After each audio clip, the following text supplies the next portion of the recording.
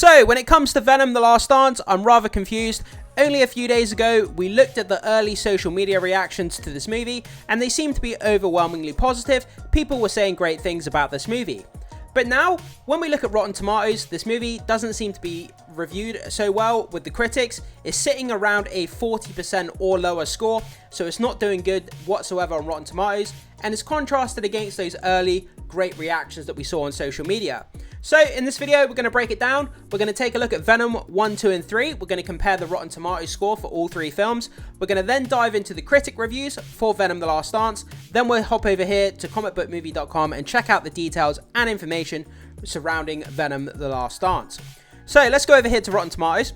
So starting off with Venom, the first film, that received a 30% tomato meter from 364 reviews and an 80% audience score from 25,000 plus ratings. So 30% and 80. Then we go over to Venom: Let There Be Carnage. That received a 57% from 283 reviews and an 84% audience score. So there seems to be a big contrast between the critics and the audience when it comes to the Venom franchise. And then we'll go over to Venom: The Last Dance, which is currently sitting at a 38% from 69 reviews. So that means for every 10 reviews, less than 4 people actually gave it a positive rating. So it's not doing good for this movie when it comes to the tomato meter, the Rotten Tomatoes score. But let's hop into these critic reviews and let's see what the critics are saying about this movie. So we're going to go over to the top critics here. So starting off with the Associated Press. I kept rooting for the surprisingly lifeless The Last Dance to pull away back on its Save the World plot and its CGI and lean more into its most potent effect, Hardy's split personality double act. Yeah, I mean, that's the life, soul, and blood of this franchise. That dynamic between Tom Hardy's Eddie Brock and the actual Venom symbiote when they have banter back and forth. That's always been the best part of these movies. So from Roger Ebert, when it leans hard into its inherent absurdity and its wacky mismatched buddy antics, Venom: The Last Dance can be a total blast. Unfortunately, that doesn't happen nearly as often as it should. From the film verdict, narrative cinema rarely cares this little about actual narrative, transforming what's supposed to be a concluding chapter of an ongoing saga into little more than pure sensation, blobs of colour, bursts of sound.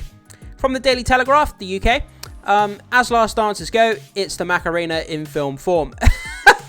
We all know how bad the Macarena, the dance is. From inews.co.uk, the film's inability to find a single tone, comic, cathartic, or otherwise, makes it feel like a failure on all fronts, and the constant intrusion of loud, obvious pop needle drops don't help. So we finally have a positive review here from Screen International. The Venom effects are still nicely rendered, but the punchlines are a little shop worn, although this franchise's penchant for truly bonkers sequences has not diminished.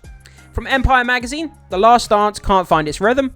Independent in the UK, it's hard to say how these films will be remembered in the grand scheme of comic book history, but with The Last Dance, we can at least be reminded that sometimes they actually manage to have fun with these things. Yeah, that's what it's about. It's not a deep philosophical dive into superheroes. It's a fun, turn your brain off action comic book movie. It doesn't take itself too seriously. It's campy, it's cheesy, it's a bit kooky, a bit bonkers, and this franchise knows exactly what it is, and we've come to expect that, from watching these Venom movies. So from the Rolling Stone, The Last Dance goes with neither a bang nor a whimper, simply a farewell. So it's not the best thing, it's not the worst thing, it just simply kind of ends, and it is what it is. That's what this guy seems to be saying. From IndieWire, at least the film ends with a fittingly poignant, ridiculous tribute to the greatest love story ever told about a man and his symbiotic alien goo. I kind of like that. The more The Last Dance leans into the idea of the bond between Eddie and Venom being a twisted romance, the funnier it is. That's what it's all about, in my opinion. That dynamic, again, is the best thing about these movies. From The Hollywood Reporter, this being the concluding chapter of a trilogy, it all leads to an emotional catharsis that will no doubt satisfy fans of the earlier movies, with a sweet touch of cheesy humour to offset the melancholy. From Mashable, Venom: The Last Dance is therefore one half of a wonderful movie. Still, it's worth sticking through the rest of it. Totally gonzo finale that's somehow equally absurd and moving. From The Wrap, watching Venom: The Last Dance is like watching the superhero genre die for 2 hours. Oh my god, wow, that's so bad. From The Wrap, it's like watching the superhero genre die for 2 hours. That's just, wow. I mean, that doesn't get any worse than that. From USA Today, it's delightfully deranged dual performance by Hardy that doesn't get enough credit in the greater comic book movie canon. Even in this one, the cartoonish violence is turned down in favour of forced sentimentality. From The Guardian, it's quick and brash and seemingly aware of how goofy so much of it is, but it's also awkwardly overstuffed. From Variety, the Venom movies are a lark and nothing more. Geared to the arrested pleasure centres of fanboys, the more snark and CGI, the better.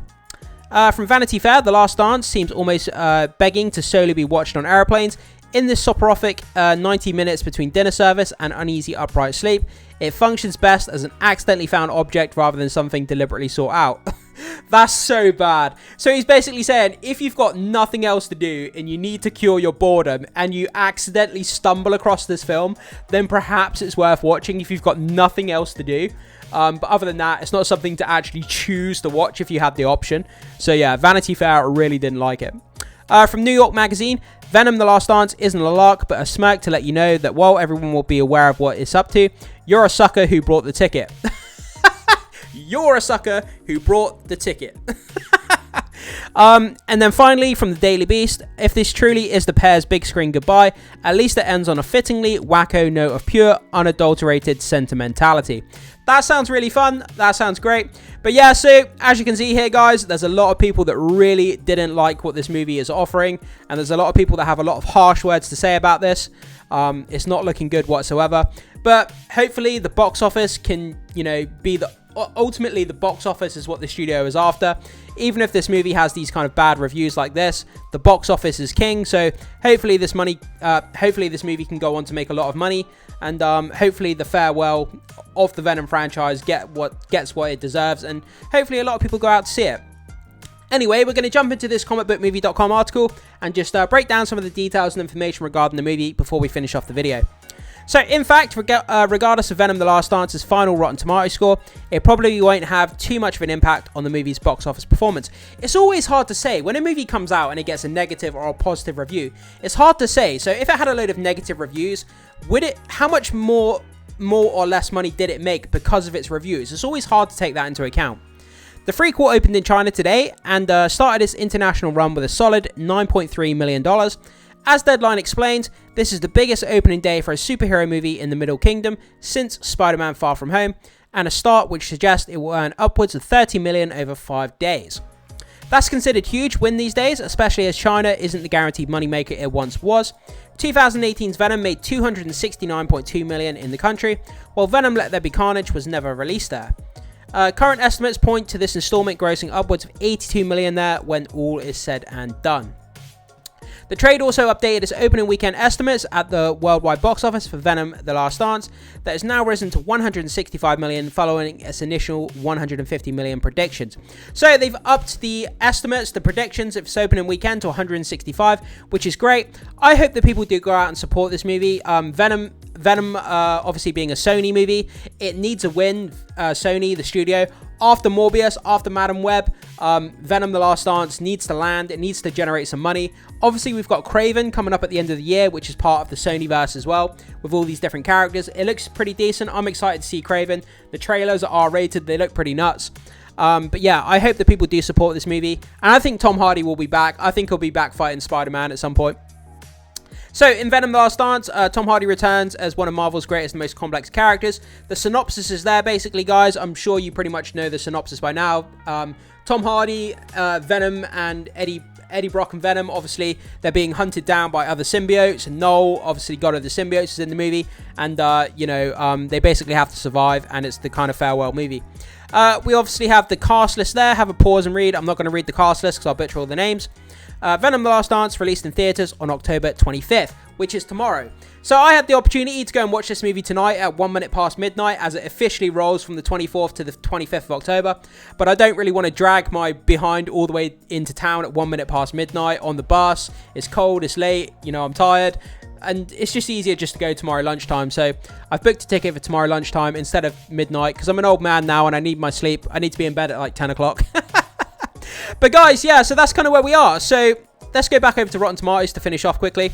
So unfortunately, after those great first social media reactions to this movie, kind of praising the movie and saying great things about it, it now looks like it's sitting around the 38 to 40% here on Rotten Tomatoes. It'll probably fluctuate in the next few days as more reviews come online, but sitting at a 38%, that's not good. The majority of the critics don't seem to be enjoying it. But like I said earlier in the video, the audience score seems to always be higher than the critic score when it comes to the Venom franchise. So we'll have to see where the audience score ends up landing, and we'll have to see how much box office revenue this movie can generate when all is said and done.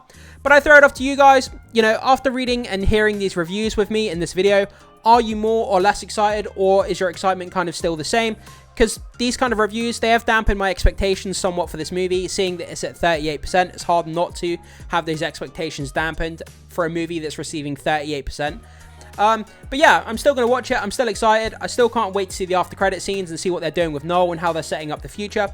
So guys, put your comments, your thoughts, comments, and opinions, I should say, down below in the comment section. What do you think about these reviews? I can't wait to hear what you have to say about this. Thanks so much for watching. Be sure to hit that like and subscribe, and I will see you in the next one.